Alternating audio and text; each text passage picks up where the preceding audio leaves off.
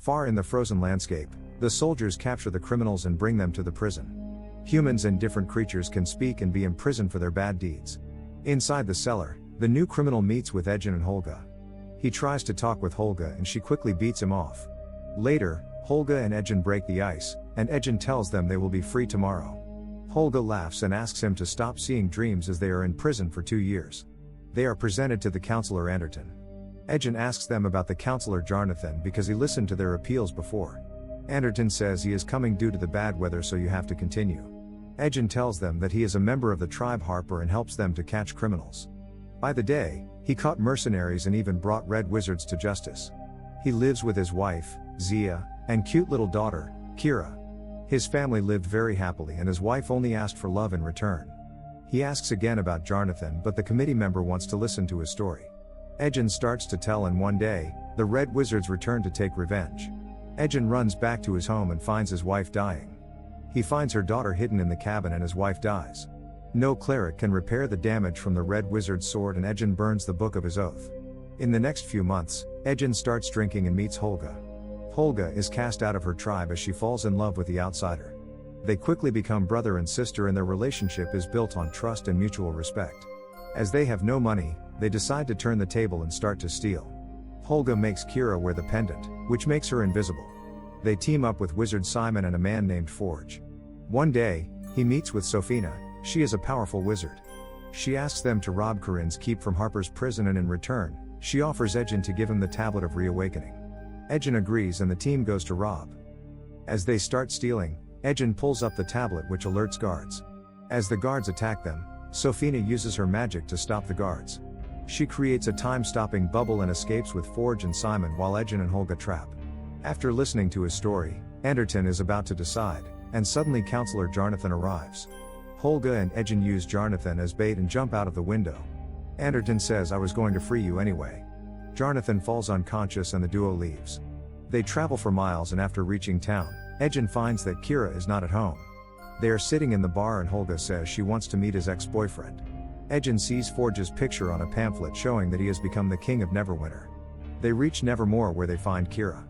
Kira takes them to Forge, who is happy to see both of his old friends. Ejin tells Kira that he comes here to take her back, but she doesn't want to go with him and leaves, blaming him. Forge then calls Wizard Sofina, who is now living with Forge as his assistant. Holga and Ejin realize that Forge backbites them with Sofina and causes them to end up in jail. As they try to attack Forge, Sofina uses her magic to stop them. Forge leaves and Sofina orders guards to kill them both. The guards take them out and start killing them, and Holga cleverly removes a brick and hits the guard in the head. Holga fights all the guards, after which they both run away. Forge goes to Kira and she tells him that I didn't expect my father to come here for the tablet and not for me. Forge has instilled a hatred for Ejin in Kira's heart. He tells her that after your mother's death, old Ejin was also lost. Kira says I should have to talk with my father, but Forge tells her that your father is gone after taking the tablet.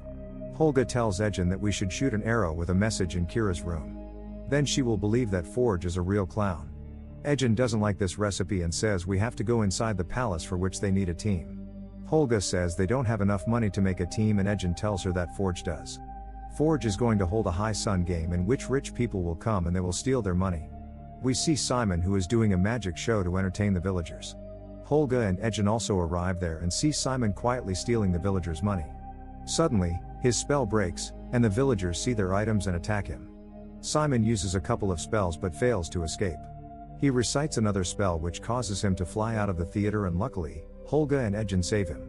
Simon tells them how Forge, along with Sofina, sickened the king of Nevermore and became king himself. Ejin tells him we want to save Kira and punish Forge, which needs your help. Ejin says that for this task they need a druid who can disguise himself to find where Forge is keeping the vault in the palace. Simon knows a druid but says she doesn't like him. Some of the guards are going to kill a woman who rebels against the king. The trio is also there to meet the druid. Before the guards can kill the woman, a horse changes into an owl bear. The monster attacks the guards and then changes into a girl who escapes, saving the woman. Simon takes them to the druid named Doric, who we saw earlier. Ejin asks for her help to stop Forge, but she refuses, telling them she doesn't believe in humans. After Ejin tells the issue and his plan, Doric agrees to help them. She tells them how Forge burns their houses when they ask him how he became the king. Sofina is sitting alone and a dark face appears, telling her that her work is going to be complete soon. Forge arrives and tells her that Caldwell and Parados have arrived to see the vault. While they are showing vault, a fly keeps an eye on them. Sophina says the vault is locked by the arcane seal of Mordenkainen, which is unable to break. She notices the fly and tries to catch it, but the fly escapes and changes into a rat. It appears to be Doric, and she converts herself into different animals and manages to escape the castle. Finding the vault has magical defenses from Mordenkainen, which Simon cannot disable. Simon believes a magic relic, the Helm of Disjunction, could disable them. It's a helmet that disables all nearby enchantments. The helm went missing ages ago. Sophina meets a powerful guard of Tai tribe and informs him about the intruders. He agrees to catch the group and kill all the guards at the order of Sophina. The group reaches in Holga's town, where she meets with her old boyfriend Marleman, who is a dwarf. Marleman is now living with his new girlfriend named Gwyn. Marleman says he lost his family after she leaves and finds Gwyn and hopes for her good fortune too. They travel to an old graveyard to ask Holga's ancestors where to find it. Simon resurrects the dead with a talisman long enough for them to answer 5 questions each. The corpses reveal they gave the helm to Zenk Yandar, a paladin who narrowly escaped Shas Tam's rise to power in Tai and as a result, ages more slowly than a normal human. A paladin who fled his country, Tai, when Shas Tam, a powerful red wizard and the ruler of Tai, turned Thayans into an undead army. Not being asked enough questions, 1 corpse is left alive. Zenk agrees to help the group when he realizes that Forge has made an alliance with the red wizard. He suspects that Tam is up to something.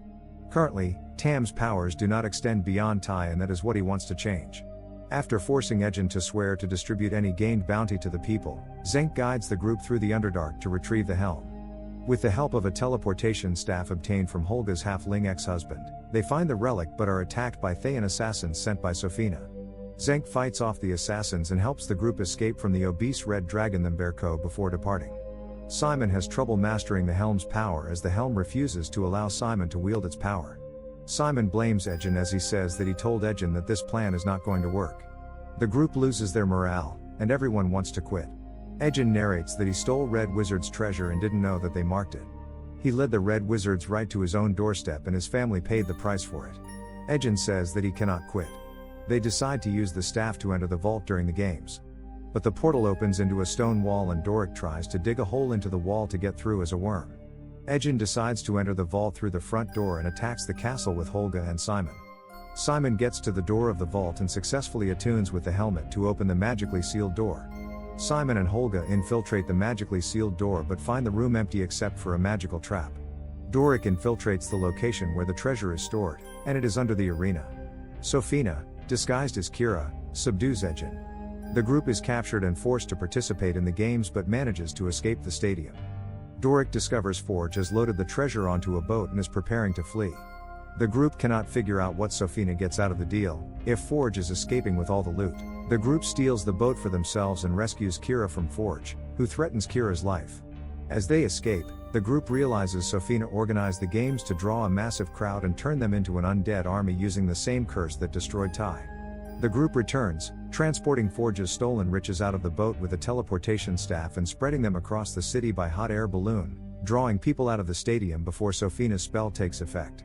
Enraged at her defeat, Sophina attacks the group, but Simon manages to master his magic and nullify Sophina's time-stop spell, allowing Kira to use an invisibility pendant Ejin and Holga gave her as a child to place an anti-magic bracelet on Sophina.